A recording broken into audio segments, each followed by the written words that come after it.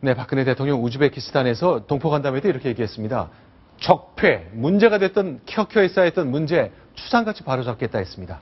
자, 우즈베키스탄에서 우리 동포 간담회 자리에서 한 건데요. 자, 이런 추상같이 비정상의 관행을 바로잡겠다고 강조한 것. 대통령 어떤 마음일까요? 타슈켄트에서 현지에서 이현수 기자가 보도합니다. 우즈베키스탄에 방문 중인 박근혜 대통령이 처음으로 고려인 동포들과 마주했습니다. 강제 이주된 고려인 동포들은 물론 새로 우즈베키스탄에 진출한 한인 대표들까지 150여 명을 초대해 격려했습니다.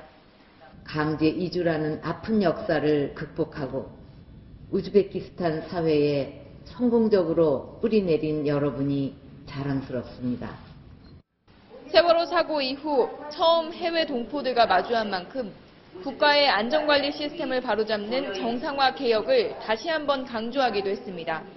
켜켜이 쌓여왔던 한국 사회의 비정상적인 관행과 문제들을 추상같이 바로잡고 경제 활성화의 불길을 살려서 박 대통령은 이번 방문이 유라시아 협력 확대를 통한 새로운 미래를 열기 위한 것이라고 설명하면서 동포들의 도움을 당부했습니다.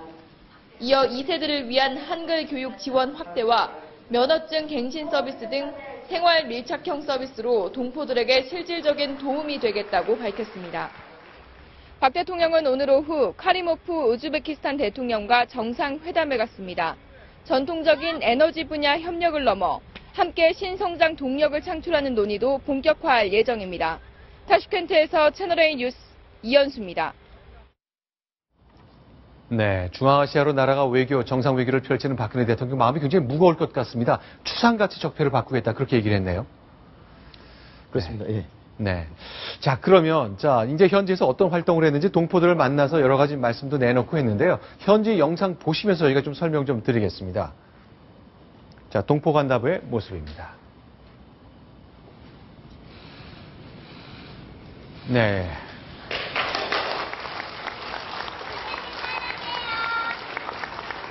예, 지금 국내 정치에 참 골치 아픈 일들이 많을 텐데 저 순간만큼은 기분이 좋지 않았을까 이렇게 생각이 되네요. 네.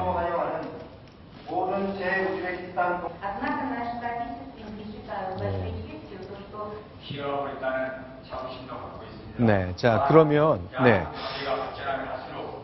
우즈베키스탄에서 머물고 있는 박근혜 대통령, 이제 연설하기 위해서 연단에 오르는데 참 착잡하고 복잡한 마음이 엮여 있을 것 같습니다.